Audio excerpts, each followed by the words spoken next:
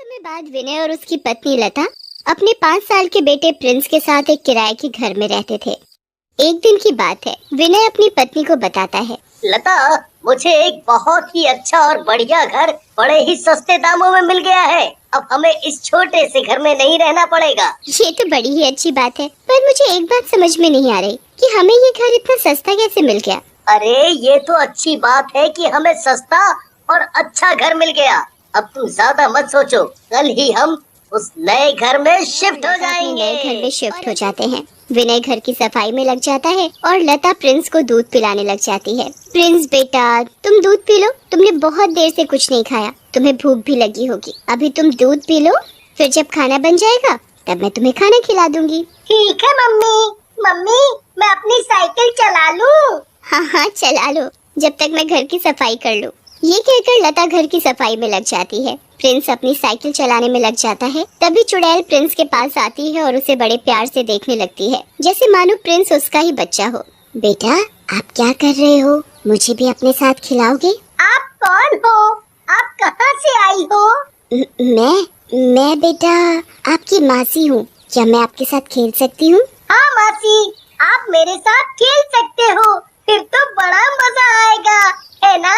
हाँ बेटा। मासी, अब मैं थक गया और मुझे बड़ी जोरों की भूख भी लगी है। मैं खाना खाने जा रहा हूँ। तुम्हें भूख लगी है? लो, मैं प्रिंस के लिए अपने जादू से खाना लेकर आती है और वो प्रिंस को खाना खिलाने लगती है। मासी, आप तो बहुत अच्छी हो। ज्यादा बातें मत बनाओ, अब जल्दी से अच्छे बच्चे की तरह खाना खत्म कर लो। चुड़ैल प्रिंस को खाना खिला रही होती है, तभी लता वहाँ आ जाती है। प्रिंस को अकेले किसी के साथ खाना खाते देख लता डर जाती है। प्रिंस बेटा, आप किससे बातें कर रहे हो और आप किसके साथ खाना खा रहे हो? यहाँ तो कोई नहीं है। है ना, ये मासी बड़ी अच्छी है।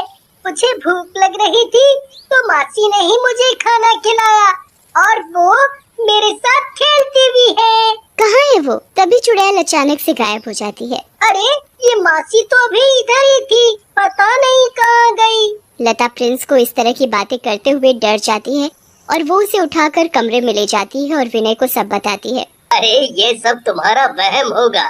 नहीं जी, मुझे ऐसा लगा जैसे प्रिंस के साथ कोई था, पर मुझे वहाँ कोई दिखाई नहीं दिया।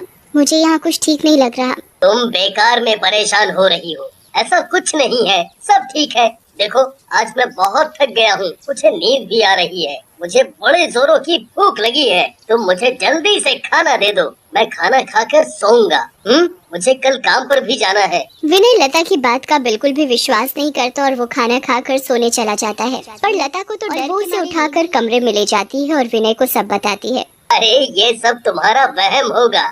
नहीं जी, मुझे ऐसा लगा जैसे प्रिंस के साथ कोई था, पर मुझे वहाँ कोई दिखाई नहीं दिया। मुझे यहाँ कुछ ठीक नहीं लग रहा। तुम बेकार में परेशान हो रही हो, ऐसा कुछ नहीं है, सब ठीक है। देखो, आज मैं बहुत थक गया हूँ, मुझे नींद भी आ रही है, मुझे बड़े जोरों की भूख लगी है। तुम मुझे जल्दी से खाना दे दो, मैं खाना खाकर सोऊंगा। मुझे कल काम पर भी जाना है। विनय लता की बात का बिल्कुल भी विश्वास नहीं करता और वो खाना खाकर सोने चला जाता है। पर लता को तो डर के मारे नींद नहीं आ रही थी और देखते ही देखते सवेरा हो जाता है। विनय तैयार होकर अपने काम पर चला जाता है। लता प्रिंस को कमरे में बिठाकर रसोई में काम करने चली जाती है। तभी चुड़ैल प्रिंस के पास आती है। प्रिंस बेटा, आप कैसे हो? मासी, मेरी अच्छी मासी, आप कहाँ चली गई थी? मैं कब से अकेला खेल रहा हूँ। चुड़ैल प्रिंस को पकड़कर अपनी गोद में बिठा लेती है और उसे बड़ी जोर से गुदगुदी करने लगती है। मासी, मुझे गुली गुली हो रही है, प्लीज प्लीज मत करो। प्रिंस की जोर जोर से हंसने की आवाज सुनकर लता आ जाती है और उसे गोद में उठा लेती है। प्रिंस बेटा, आप किससे बातें कर रहे हो और आप इतनी जोर जोर से क्यों हंस रहे थे?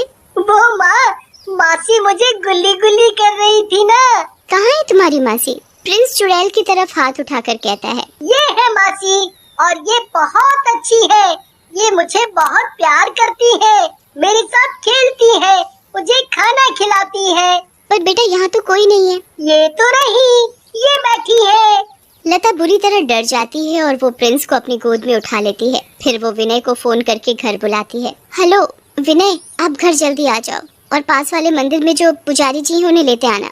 आखिर बात तो बताओ कि हुआ क्या है। जब आप घर आओगे तब मैं आपको सारी बात बताऊंगी। अभी मैंने आपसे जो बोला है आप वो करो। ठीक है। विनय पुजारी को लेकर घर आता है। लता विनय और पुजारी जी को सारी बात बताती है। ठीक है, समझ गया। हमें घर की शुद्धि करनी पड़ेगी। हमें यहाँ चुड़ैल को बुलाना पड़ेगा और उससे उसके मन की बात पूछनी पड़ेगी। आखिर वो यहाँ क्यों है और ये आपके बेटे को क्यों दिखाई देती है। पुजारी चुड़ैल को मंत्र शक्ति से बुला लेता है। चुड़ैल पुजारी को सारी बात बताती है। पुजारी हवन पूजा करके चुड़ैल की आत्मा को शांति प्राप्त करवा देता है। तब से चुड़ैल विनय के घर से चली